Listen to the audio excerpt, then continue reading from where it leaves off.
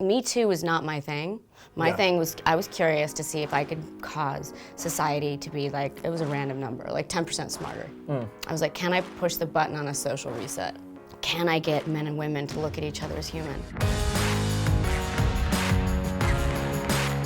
Welcome back to Glamour with me, Josh Smith, and today we are joined by the incredible Rose McGowan. How are you? I am so well. How are you? I'm great, and even better because I have this in my hand, which is the paperback version of Brave, your memoir. Now, what I wanted to know was, because Brave is such a strong, powerful title, what do you think are the biggest obstacles you've had to overcome in order to become brave? It's feeling the fear and doing it anyway, and that's how you stay brave and get brave. A lot of times your mind will tell you to do the easier, softer thing because it makes everyone more comfortable in the short term, but in the long term, every time you give that part of yourself away, you're lessening yourself. You're not as vibrant or as brave of a being. So I think it's better just to lean into the fear and be like, you know what, I am scared. Guess what, I'm gonna do it anyway. What have you learned from leaning into the fear? That there's a lot to be afraid of. But I've also learned that I can withstand huge storms. What does being empowered mean to you? Being empowered to me means knowing your own power. And how do you know your own power? One of the things that I do regularly is I make a list of all my fears. And then what would I do if I weren't afraid? And that gives me a really good roadmap to go on. We can survive almost anything. And we will be stronger for it. So the reality is, yes, you can do it. Even everything around you or other people are telling you to be scared, because society really implants fears. It really likes to do that to people, and I disagree with that wholeheartedly. Is there a fear that regularly features on that list? Probably, I was a homeless teenager, so I think probably being homeless scares me a lot. And I kind of made decisions in my life, career decisions, decisions of people I was with, based on this kind of really deep, grinding core fear that I had never really addressed. And finally one day I was like, okay, being homeless and hungry on the streets at 13 doesn't mean that that's gonna happen to you now, and you have to like not make choices in your life based on these like illusions that are like the evil things just going off in your head all the time, because that's not a really fun way to live. When you come to seeing criticism about yourself, how do you deal with that? I love it. No, I'm just kidding. I've been loved and hated for a very long time. I've been a polarizing figure. I talk about it in Brave, how there's something about me that makes some people uncomfortable. It's just, when I was little, it was like that. So many people are so afraid of doing the right thing or doing something scary or something that requires bravery because they're scared of someone telling them, you suck, I hate you, you're ugly, you're stupid, blah, blah, blah, and I've had every single one of those things under the sun leveled at me. I mean, there was a website once devoted to how fat I was. I was on diagrams with like, you know, just crazy. But you have to understand that you can withstand the mean thing, that it's not gonna kill you. When I was looking at the press coverage you were getting when everything came out, and that level of extreme sexism that runs through everything, even when I was watching interviews with a lot of women. Yes, that's the point. A lot of women. So where do you think we've got to with sexism in our society today? You know, I mean, I feel like I'm the poster child for people who've been dealt with sexism. You know, I mean, I've gotten a real extra helping of it in this lifetime, you know. It's ugly and it's stupid and it's basic and it's boring. I was raised in a commune where I didn't have mirrors for the first 10 years of my life. That gave me like a superpower. I was not raised as a gender, as a race. When we talk about Me Too and all the things that happen in Hollywood, it almost feels like it hasn't really actually perforated into everyday life.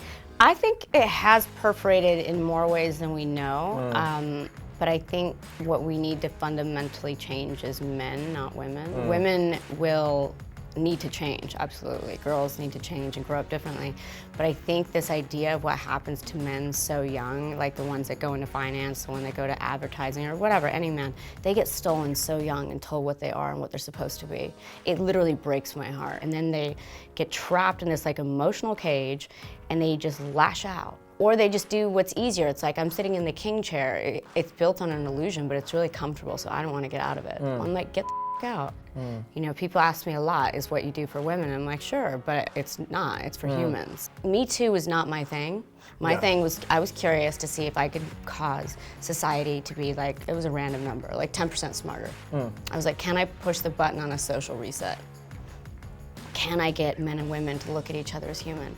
I noticed when I shaved my head, that men could hear the words coming out of my mouth for the first time. It was a really fascinating, like almost being on a test case, you know. But I wondered if I could make it so survivors of all stripes and all genders could be heard without having to shave their head. I work in a female-dominated industry. I work with women every single day. We talk about female empowerment every single day. I can tell you, I never did. Never? No. Where would I do that in Hollywood? Who's gonna sit and talk female empowerment in Hollywood? They'll have luncheons and they'll bitch about it, but they don't do anything about it. And you're talking about women who've come out against you as well. Oh, a lot. And then you said in another interview, which I was reading, you called them like female misogynists. Yeah. And how has your relationship with the sisterhood changed, and how has it evolved throughout your life? Well, I never had a relationship with any sisterhood. I was a very beautiful young woman, and I was very much hated by a lot of girls and women at almost I went to 10 different schools in 11 years. What it taught me was that I'm pretty much on this journey by myself. And it taught me that it's really sad that girls literally don't know how to stick up for each other. They don't know how to protect each other. They don't know how to network with each other. Like, there are always like things like women need to support women. Women, I think, need to really take, and girls, a hard look in the mirror at what they do. Because if you're doing it to support a power structure that's not supporting you, then you're in a cult.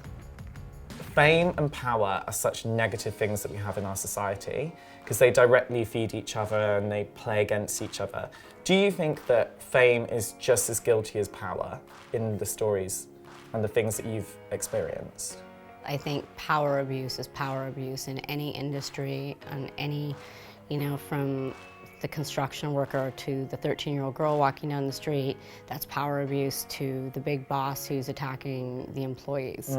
It's power abuse. I mean, and people like look at Bill Cosby, who's a famous comedian who's in jail now. He used his fame to abuse his power. So it's like a cloak. It's like the Harry Potter invisibility cloak or something, right? The most visible invisibility cloak. Fame can cloak you, but abuse of power and being a power abuser is what pushes things and into the negative. When it comes to putting this out into the world and writing these things down that must obviously bring back horrific memories for you, do these ghosts that you live with, do they lessen? They do. They really, really lessen. By walking through it instead of just pretending that, you know, everything's great. And I'm so glad I worked through all the rage and the pain that I had. And it's led to so much beauty on the other side that I don't think I could have ever gotten to. Does it give you also like a 2 fingers up at the people who've done these horrific things to you? I never thought of it that way. I just wish those people would fall off the planet. I wish they'd cease to exist. But yeah, if I was gonna think about it, yeah. And what message would you want to send out there to say someone who's watching this, who has someone in their life who's abusing their power and they're treating them in a very, very nasty, negative way, and they feel like they can't escape it because they feel like it's the hand that feeds them? What would you want to say to them? If I survive being homeless, this is not gonna fall on you. There are resources out there. There are places you can go.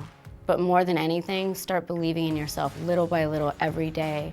Know that the evil things that are being said and done to you are not yours. Know your worth.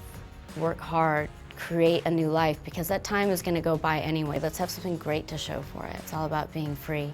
I literally can't think of enough adjectives to describe how powerful and impactful your words are.